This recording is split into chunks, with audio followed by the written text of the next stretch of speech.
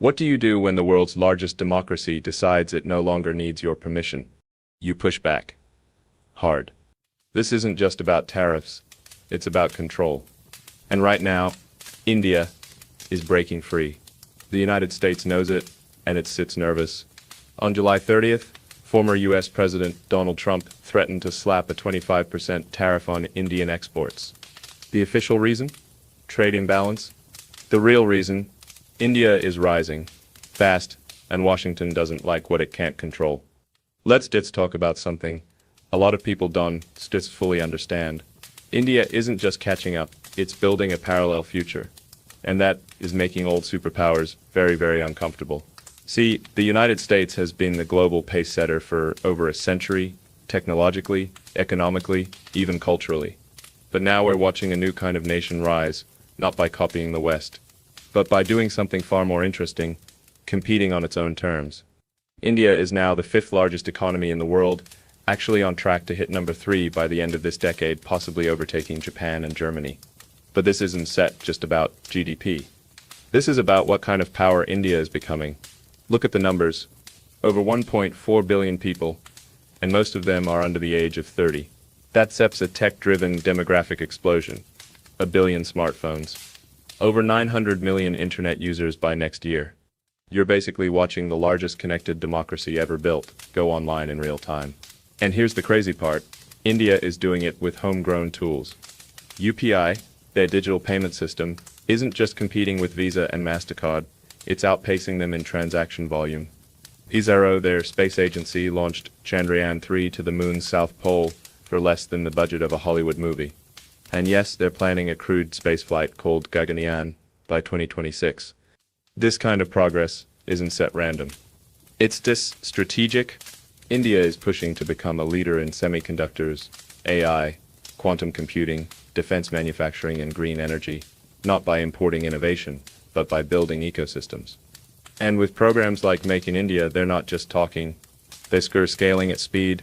Apple, Tesla suppliers, Google data centers, they're all moving in. Because India isn't just a market, it's a manufacturing alternative to China.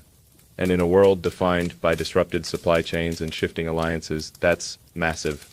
So what does this mean for the US? Well, let's just be honest. Washington sets used to being the axis of power. When the US calls, countries usually listen. But India? India listens, and then it makes its own decisions. That's the part people in DC are starting to realize. India isn't becoming an ally in the traditional sense. It's becoming a pole of its own. Autonomous, independent, pragmatic. And that scares policymakers, not because India is hostile, but because it's sovereign. That's a very different kind of power, one that doesn't ask for permission. But here's where it gets interesting. This is not about rivalry. This is about multipolar stability. The idea that the future will not be dominated by one superpower, but shaped by many credible voices. And India is one of those voices now. So yes, the US feels pressure. Yes, Trump's tariffs are a reaction. But let's not mistake reaction for reality. Because the truth is, India isn't rising to challenge anyone. It's rising because it finally can. And for 1 billion people who've waited generations for their shot, that's not a threat. That sepsis destiny finally catching up. So yeah, if you're wondering why the US is suddenly so loud about trade deficits and Russian oil, that's not just about economics. It is about the world realizing India doesn't need to follow anymore. It's ready to lead. Alright, so let's get into the real mechanics behind Trump's 25% tariff threat on India. Because this isn't just some random political outburst or a headline grab. It's a very calculated move, one driven by pressure, power dynamics, and frankly old-world assumptions about how global influence should work. Let's start with trade. The US has always operated under the assumption that its markets are the reward and access to them must come with strings attached. For decades that made sense. America had the deepest pockets, the most consumers, and the tech every country wanted. But fast forward to 2025, and suddenly the game's changed. India sips, not just producing for America anymore, it's producing for itself and for the rest of the world. Now, Trump's team argues that Indian exports, textiles, auto parts, electronics, pharma enjoy unfair access to US markets, while American goods face high tariffs in India. They say it's such a one-sided deal, and in raw numbers they're partially right. For example, average Indian tariffs on US farm goods around 39%. US tariffs on Indian goods closer to 5-7%. But here steps the catch. India has 1.4 billion people. Many live in rural or semi-urban areas. You can't just open the floodgates to American corn, milk, or wheat and expect local farmers to survive. This isn't protectionism, it's domestic preservation. India's government is trying to lift hundreds of millions out of poverty without collapsing its rural economy in the process. But for Trump, nuance isn't the point. Leverage is. His approach to trade isn't about win-win. It's about win more. If you start buying Russian oil, if you start buying Russian defense systems, and if you start not letting American agriculture into your markets, he's going to squeeze you. That's the Trump doctrine, plain and simple. So when India kept buying Russian S-400 missile systems despite Kayadis's threats and started importing discounted Russian oil during the Ukraine war, Washington took it personally. Not because India violated any treaties, it didn't, but because it made an independent decision. That's the part they couldn't digest. Let's also talk strategy. The US is currently locked in a high-stakes rivalry with China. It sees India as a natural counterweight in Asia. But here's the contradiction. America wants India to be a partner, but also behave like a junior partner. And that is just not going to happen anymore. India wants strategic autonomy, the freedom to do business with the US, Russia, France, Japan, or whoever it chooses. That's not defiance. That's diplomacy in a multipolar world. So why now? Why did Trump go public with the tariff threat in July 2025? Because he sits in campaign mode. He wants to show American voters that he sits tough on trade, tough on China, tough on anyone who doesn't play fair. India just became the latest target, not because it's weak, but because it's visible. That's the irony. The more powerful India becomes, the more pressure it faces, not just from enemies, but from allies. Because power attracts friction, and Trump knows that. He sets using India as an example. As a warning to other nations, play by American terms, or pay the price. But here steps the problem with that logic. It assumes the old playbook still works. That tariffs and threats will bring countries back in line. What it doesn't account for is a new generation of nations that are self-confident, self-reliant, and not afraid of recalibrating their own path. India isn't rejecting the US, it's simply not submitting to it. And that's what triggered Trump. Here's something people don't realize. India is no longer playing a binary game. It sucks not choosing between East and West. It's building its own network. Think of it like a new kind of operating system, one that doesn't rely on just one app store. It's modular, flexible, and built for sovereignty. Yes, India buys defense equipment from Russia. That's not breaking news. But the bigger story? India is diversifying faster than almost any other country in the world. It's not stuck in a Cold War alignment. In its post-alignment? In the last 5 years, India has signed major defense and tech deals with the United States, France, Israel, the UK, and Japan, all while maintaining legacy partnerships with Russia. Let's take the Rafale deal. That wasn't just a weapons purchase. That was India signaling to Europe. We are open for strategic partnerships. France didn't just sell jets. It co-developed technologies, trained Indian engineers, and offered support for India's indigenous defense goals. That's a very different model from the old buyer-seller dependency. Then there's the India-UK 2030 roadmap, a long-term plan for collaboration on cyber defense, AI, clean energy, and digital trade. It's not flashy, but it's structural. It's creating foundations that last longer than headlines. And let's not forget Israel. India is one of its biggest defense clients and partners. Together they've developed cutting-edge surveillance systems, drones, and missile defense tech. But here's the twist. India isn't just importing, it's co-developing, localizing, and embedding this tech into its own manufacturing ecosystems. Which brings us to a crucial point. India SIPs, not just buying power. It SIPs, building self-reliant defense capacity. By 2025, over 70% of India's military procurement budget was earmarked for domestic production. HAL, DRDO, Bharat Dynamics. These aren't just government agencies anymore. They start becoming global defense exporters. Now, on the civilian front, India is making smart moves too. It's quietly signing bilateral trade agreements with the UAE, Australia, South Korea, and the EU. These are not symbolic handshakes. These are supply chain restructures, green hydrogen alliances, digital trade corridors. India is not waiting for a global consensus. It's building regional resilience. It's also leading in the global south, working with Africa, Southeast Asia, and Latin America on infrastructure, education, and pharma access. Not to dominate, but to collaborate at scale. Think of it like a distributed system. Decentralized, resilient, non-aligned, but networked. This is what Washington sometimes misses. India isn't rejecting the West. It's balancing. It still engages with Quad. It still invests in US tech.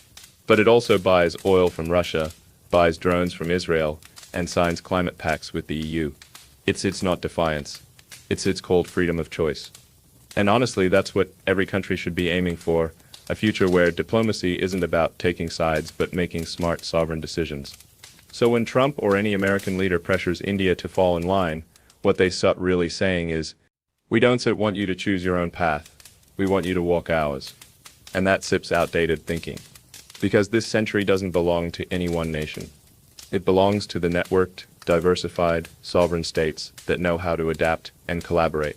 And right now, India is doing exactly that. Let's ask the uncomfortable question no one in Washington wants to answer out loud. Is the US losing global influence? The short answer? Not entirely. But the monopoly is over. The long answer? It's complicated. But yes, the balance is shifting. See, for most of the 20th century, the United States wasn't just a superpower, it was the power. The dollar ruled trade. Silicon Valley ruled innovation. The Pentagon ruled deterrence. And US foreign policy shaped who got what and when. But now, things are moving. Fast. India's rise isn't happening in isolation. It's part of a larger pattern, a decentralized rebalancing of the global order. Think of it as a system upgrade. We start moving from version 1.0 US-centric unipolarity to version 2.0 multipolar collaboration. And that's where the friction begins. Let's break it down.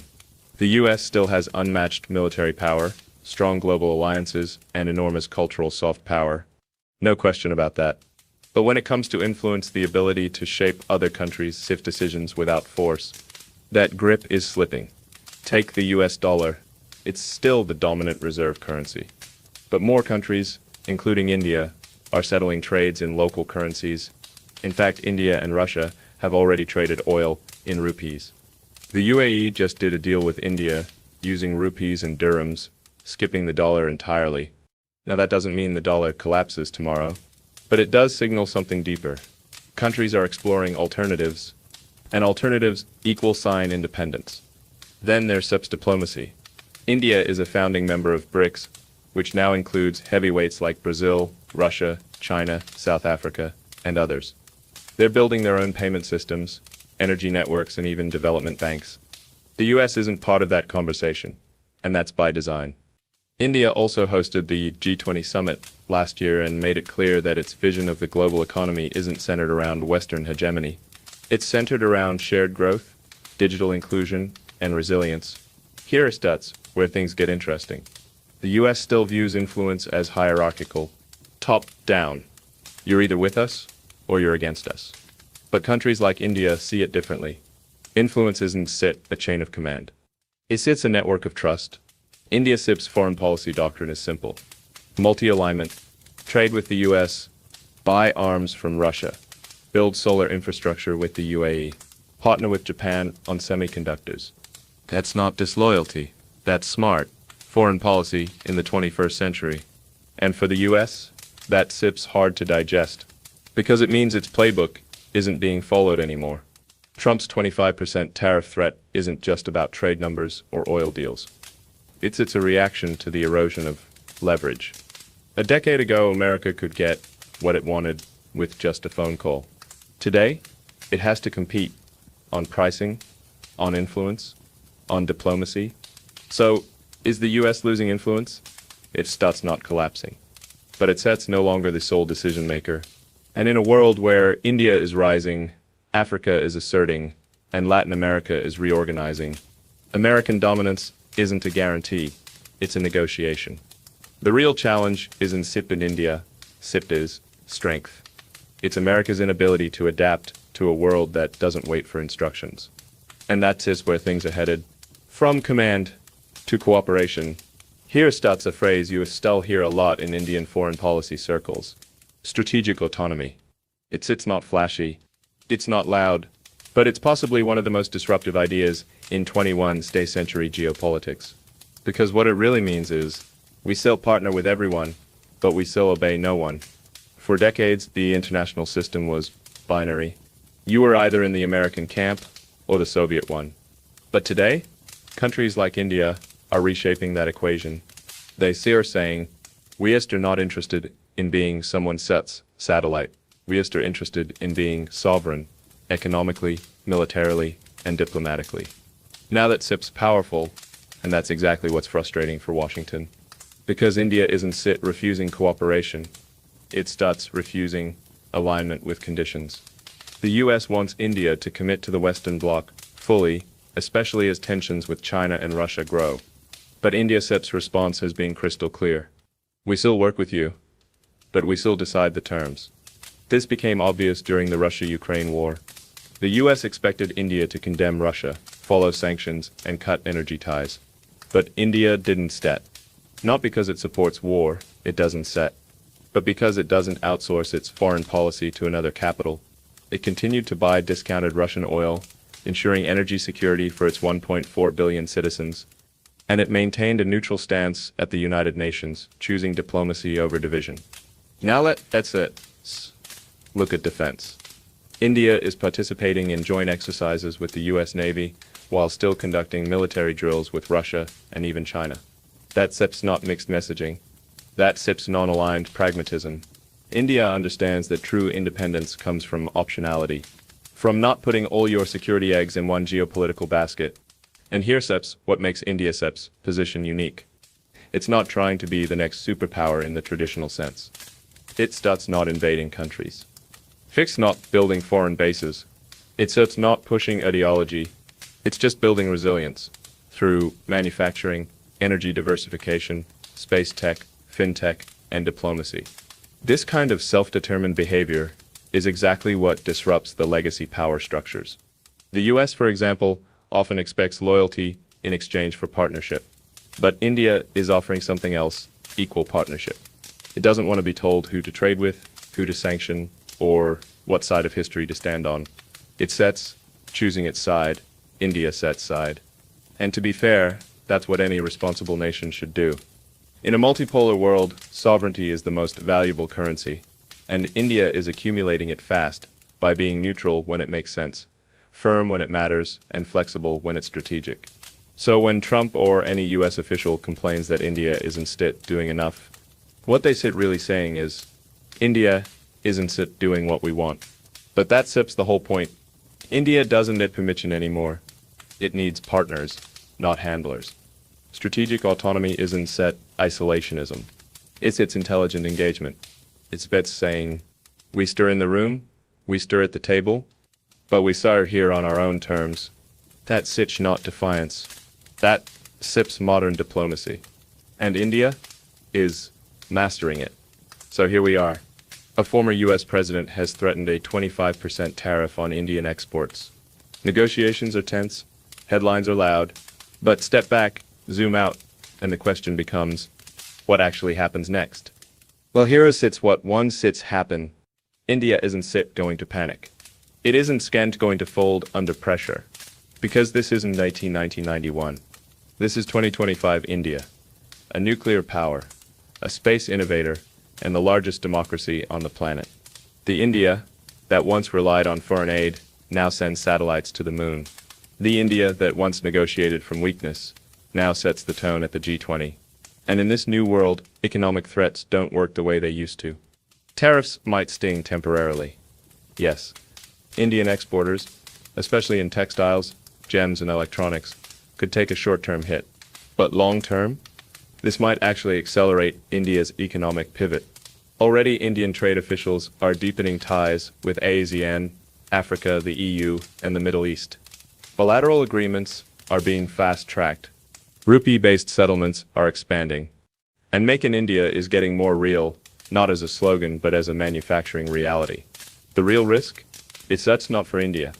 It sets for the United States. Because if America leans too hard on pressure, it might push India further toward economic independence and diplomatic hedging. In trying to control the partnership, the US might lose it altogether. Think about it like this. In software, if your platform becomes too closed, developers migrate. In geopolitics, if your diplomacy becomes too conditional, partners diversify. And right now, India is diversifying. But here sticks the good news. This doesn't have to become a breakdown. It can become a breakthrough. The US and India have shared values, democracy, innovation, and the belief that the future should be shaped, not inherited. If both sides choose respect over control, they can build something far more powerful than a trade deal.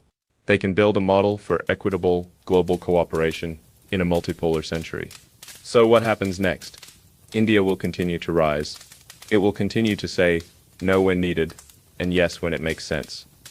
It will partner, compete, and lead on its own terms. Not to dominate the world, but to balance it. The tariff threats? Just noise. The real signal is this. The world is changing, and India isn't asking for permission anymore. It's DIDs, not waiting. It's DIDs building, and the world is finally watching.